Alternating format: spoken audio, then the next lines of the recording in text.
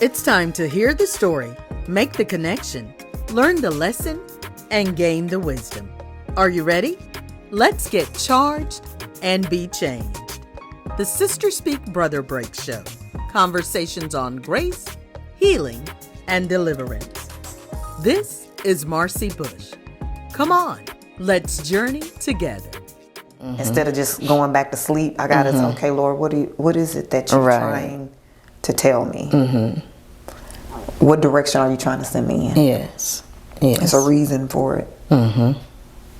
Just sitting still. It's always been, because I always felt like I was behind. Okay. I always felt like I had to catch up. Okay. Being the baby of the three of us, being the baby on both sides of my family, cousin-wise, I was always trying to catch up. Gotcha.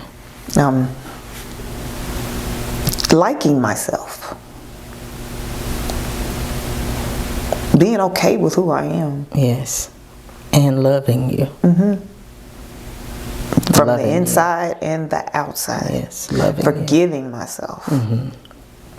Forgiving myself. Because the angry one is not pretty. She's not pretty. She's like the Tasmanian devil. Okay. Yeah. She has a whole name. Her name is Rashida. Okay. Yeah. She's something. Okay. Taming her was what pushed me. This is just me. Don't tame Rashida, heal Rashida. Yeah, true. Don't just don't teach her when it's okay and how far to go. Because Rashida is still Rosalyn. Yes. She is still Rosalyn. Heal that. You have the ability to open those doors and to be because anger is a manifestation of the pain, we've said. And so let the baby tell you what's wrong. I know. Going back visiting that 10-year-old was something. And yeah. Ooh. But she's worthy of being healed. She ain't got to be angry forever. Or hurt forever. Right. Because it was, I watched this show faithfully. Thank you. Faithfully. And I also wanted to let people know that getting help there's nothing wrong with it. Right. I had 2 counselors. Okay. That I needed. I met with one every week. Okay. One I went to only twice. But the one, it was progressive. We met every week, and then it was every 2 weeks. And Okay. Once a month, and I still can reach out to him if I wanted to. But it was necessary. Because I had to find out what it was. I didn't really realize the abandonment piece until it was there. I always was focused on death. And it wasn't the death. Right. So tell us, or maybe I'll just say it so we can fill it in, that a lot of times we recognize the death, but we don't recognize that we feel like they left me. And they left me is what comes out. They left me makes me want to leave you so that you can't leave too. Right. Or makes me not, like, you ain't getting in. You can forget that. I did that even with my own sister, because there's only the 2 of us left. And I would be distant from her, because if I pull her close, she'll leave me too. And then that's something else I would have to deal with. And I finally had to get over that. I had to get over that, appreciate what's in front of you. Yes. Enjoy what's in front of you right now, instead of worrying about what's going to happen in 2 years or 3 years or next week. I had to learn. I had to live in today. Yes. I had to learn to do that instead of, because I'm a planner too. I got so many different idiosyncrasies. So I had to learn how to do that. Right. And be comfortable with it. Right. So yeah, in my counseling, I actually had I have a book. It's a spiral notebook split in 3. And the first one was notes from the 10-year-old. Okay. And I wrote letters to my daddy. I Okay. wrote letters to my mommy. Okay. I wrote letters to my siblings. I wrote letters to that 10-year-old self. Yes. The second, the middle is the 14-year-old. I Okay. wrote letters the same way. And Okay. then the last one is the 21-year-old. And I wrote letters to people. So with my true feelings, so That's good. I could get it That's out good. instead of it all being pent up. That's good. That was something that came from counseling. Okay. Because I had to recognize it was there. Right. And you can't hide everything behind strength. I couldn't, Yeah. because it would come up, Right. and not in a great way.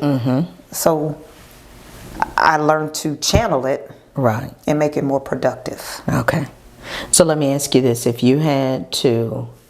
this entire convo were boiled down to just a soundbite, just a clip, just one thing, if there was one overall message that you could give somebody, what would it be?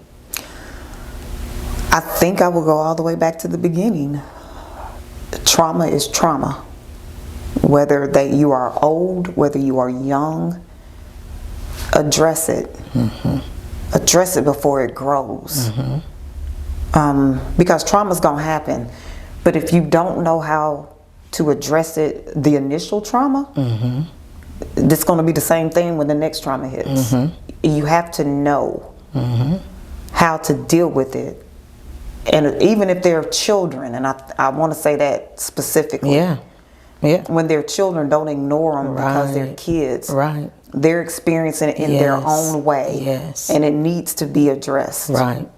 Right. Don't ignore them because they're children. Don't ignore them because there's, you got all these other things going on, and you think paying the bills is the most important thing.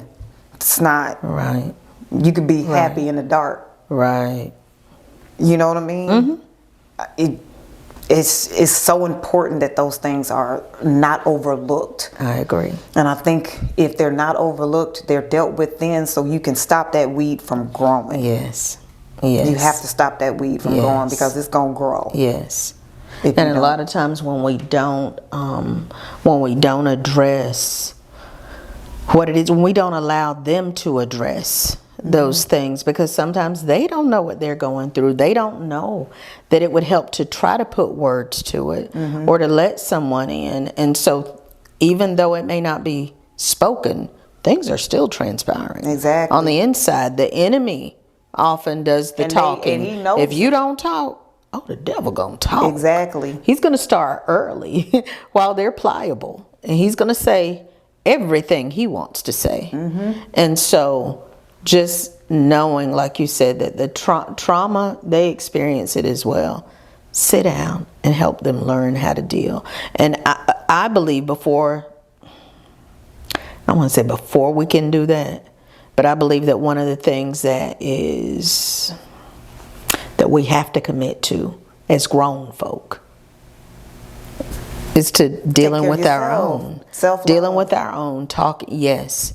Because there are a lot of people who won't feel like their points are valid because they don't even validate their own Themselves. feelings. Yes. And if they weren't validated as a child, Right. then why am I doing it Yes. for you? Because I'm telling you, my child he'll be 32 this year, and he probably can tell you I have apologized to him so much because it's all the things that I really did incorrectly. Just so he knows I was wrong. Yeah. And it's Yeah. okay. Yeah. I'm all right saying I was wrong Yeah. in what I did. There is a more excellent way. Exactly. And we owe it to ourselves and those we love to do things differently. I told one of my goddaughters just today, thank you for being you. I'm trying to learn from y'all young people, because there was so much that we did because it was done before us. And that's just what and we knew. became and now, it's easy to say these young people crazy, they just do this, they just do that, but some things they know they don't need your approval for.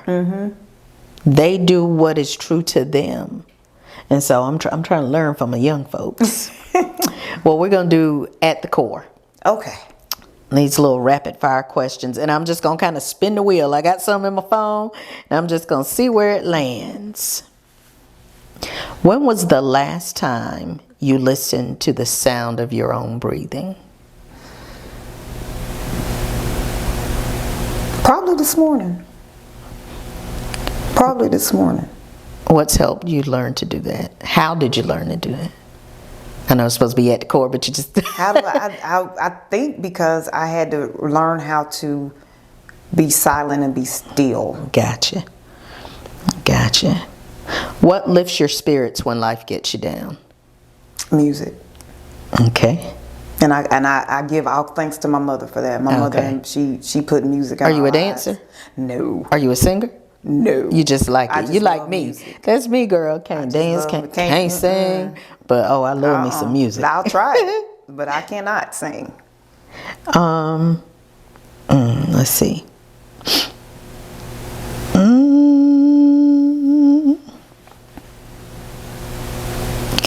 I guess I'll go back to the one my eyes fell on. Let me see if I can find it. Is it more important to love or be loved? Ooh. I think it's more important to love. I get more satisfaction in giving than receiving. Yes. And I think everybody does. Yes. I think everybody does. Yes. Well, is there anything that you want to say that we've not touched on? Anything Oh gosh, we didn't touch on a lot. I know, but did you want to say, child? You know, I always say you'll be back. I do believe you'll be back, and so I do. But is there anything in this moment that's on you that you feel like, you know what, I need to release this? No, I don't think so. Okay.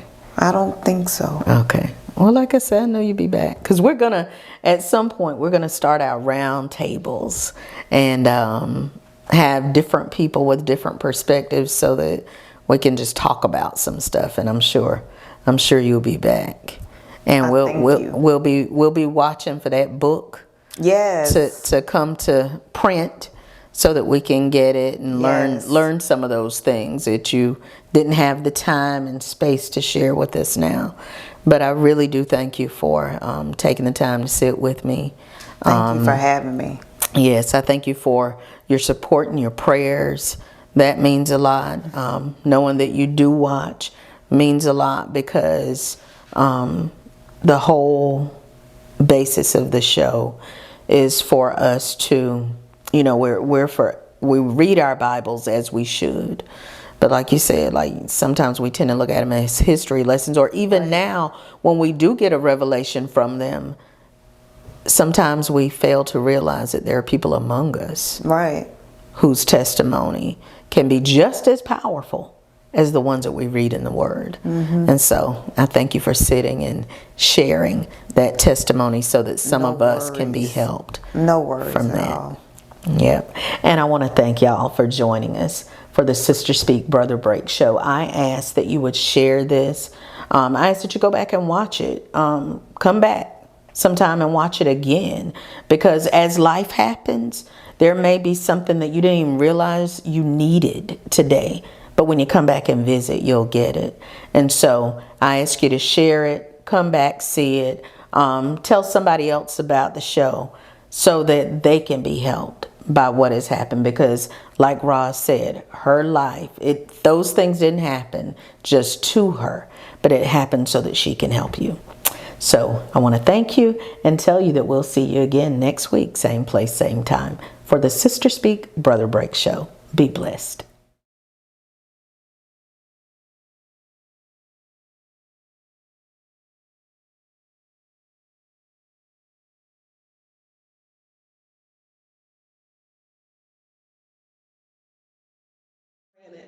And I don't take the process we went through for granted. Yeah. Because there's just so much you learn while you're in the process of waiting on God. Whether it's, we waited for children, but regardless of what you're waiting on, through that process of waiting, it's so many changes and so many things that you face and you go through and ways you grow and develop in that process of waiting. And that's to me has been the most influential part of the process, is how I grew, how I matured, Right. going through what we went through. Yes. Well, Delvis, I want to ask you, I want you to speak on the wait, on waiting on God. I remember you talking about the clock that was behind Delangelo's head, in the picture that was taken. And because there may be some people who are on the other side of childbearing, there may be some people who aren't trying to have a child, but they're in this process of waiting on the manifestation of a promise. Talk to them about how to manage the wait. Before I get to that, I just want to piggyback on one thing Delvis said. Okay. About the process, about waiting. And I just want to say to any female, any wife that's going through the process, I remember hearing people after they had children talk about their process of trying to conceive, and I didn't want to hear that, because you already have yours, right? Mm-hmm. And so while you have yours, I'm glad for you, I don't have mine. Mm-hmm. And so I know that there may be somebody that's watching now that may say the very thing that I said when I was on the other side of the testimony, that I'm glad for you, but I'm still here. And how do I get through what I'm dealing with today, right? And what I had to learn was I had to just number one, embrace the testimonies. When people gave them to me, they gave them to me to remind me of what God could do. So, embrace because God's the same God yesterday, today, and forevermore. So if he did it for us, he certainly don't have any, he doesn't have any respect of person. There's nothing so great about Delvis or I that allowed us to get through this process other than we trusted God, right? We trust him through the process and we wouldn't quit. So just trust him in the process, and don't, like I said earlier, you might get weary, but you can't grow weary. Yeah. It's okay to cry. It's okay to feel, vulnerable. It's okay to feel frustrated, and lean on your spouse. Mm-hmm. Talk to your spouse. Don't shut them out. Mm-hmm. That's one of the only ways you can get through it. You might have girlfriends that you call, and that's great, but your girlfriend's not walking you or carrying you through this process. Lean on your husband. And I would tell husbands, be there, so that your wives can just be there, use you as a sound. They need somebody to just get it out to. Yeah. Right. Somebody to just talk to. And then you use them as a resource to be able to just say how you feel. And y'all listen to each other. This process caused Delvis and I to be closer now than I believe we ever would have been had we not gone through this process. Because we pulled ourselves together versus wedging ourselves apart. Yes. Right. And that's because we carried each other through the process. I just want to say that to any couples that may be going through this process, that even while you're going through it, you have to trust God in this process while you're waiting. Go through all the things, all the different dynamics that you're going to face. You're going to come back on the other end. You're going to come out stronger and better and wiser and more victorious. Even though the miracle is a big part of it and conceiving is a big part of it, it's so much more that comes out of the process. Yeah. That it helps develop you and it helps to grow you while you're waiting on him. So while you're going through that wait, don't lose your faith. Don't lose your praise. Don't lose your trust. Like I said, you might get it down sometimes, and that's okay, but don't stay there.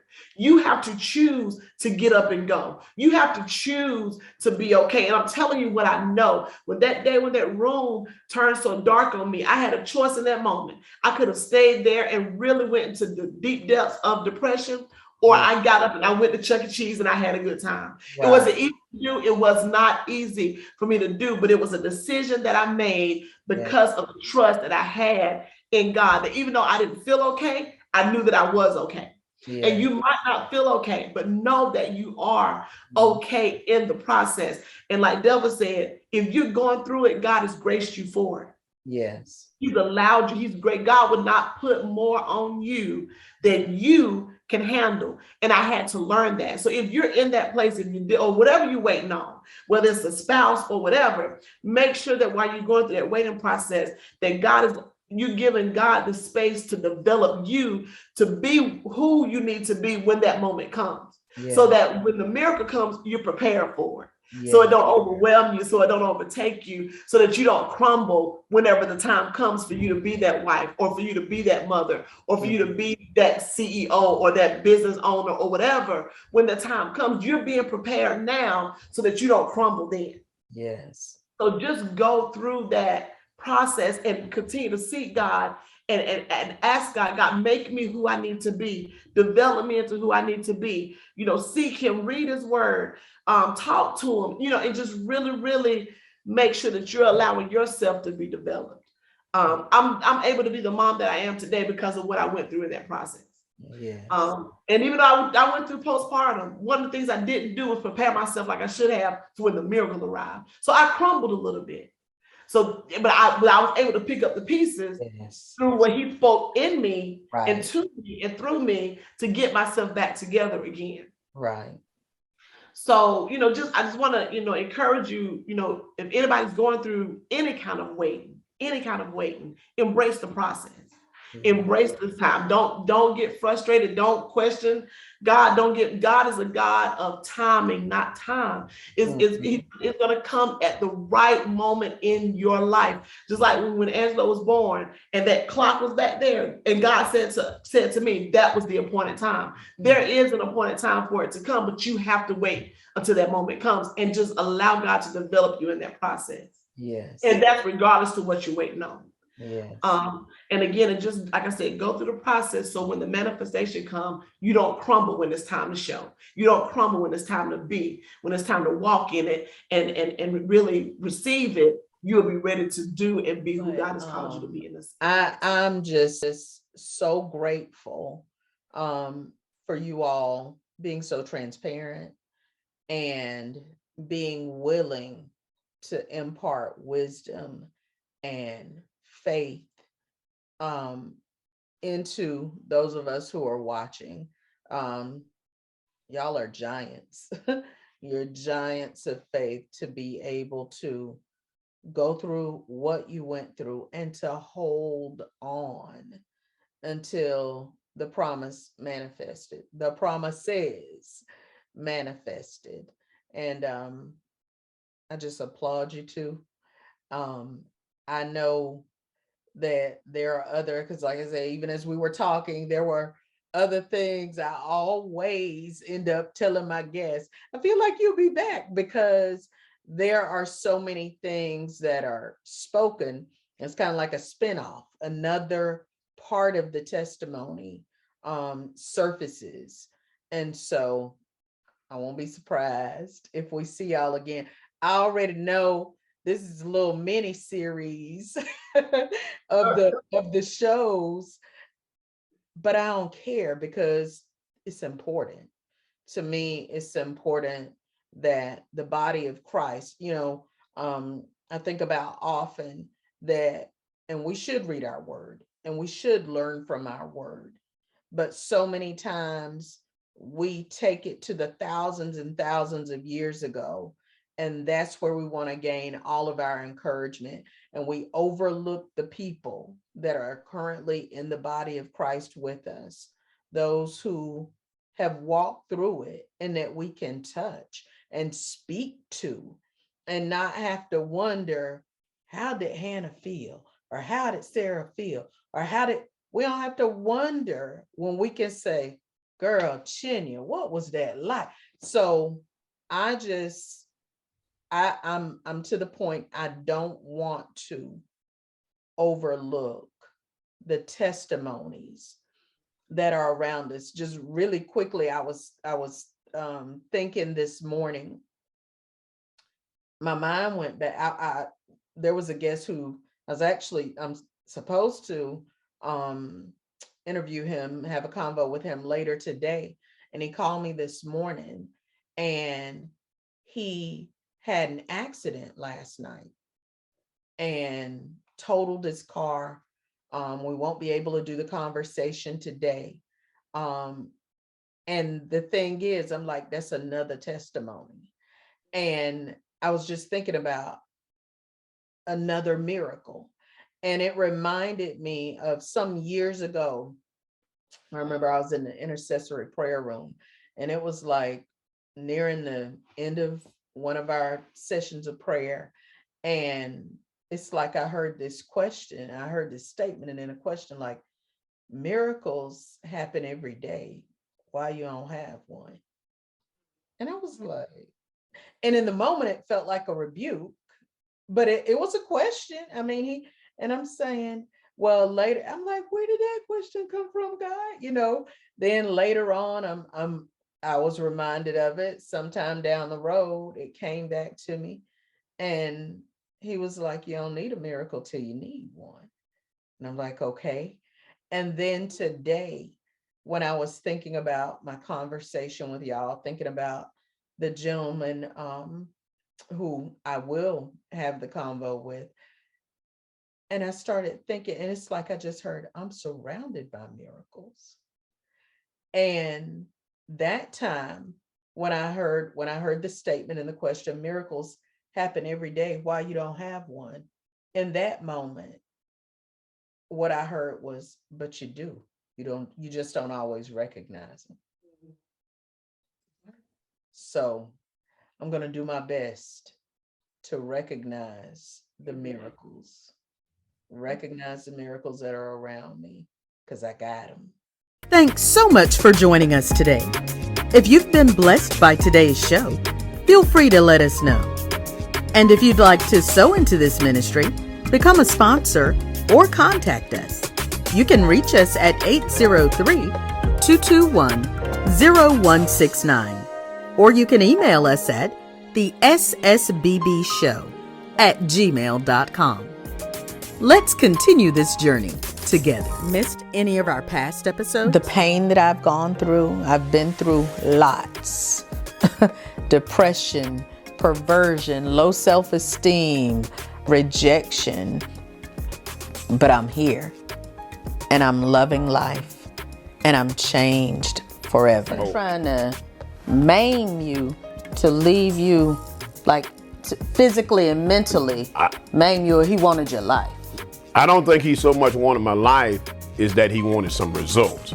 He wanted me to stay in the earth and not be who I am now. Piece where you start talking about it was your love walk. Yes. We had an opportunity to not only share our experience, but find out that there were so many women in the room who had similar experiences. Advice would you give to people who find themselves in the grips of grief right now?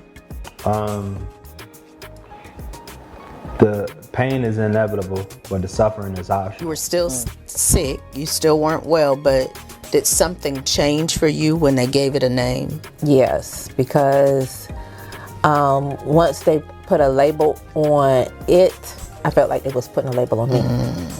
Catch up on past shows on my YouTube channel at Marcy Bush, MarceyBush. And be sure to subscribe so you won't miss any future episodes.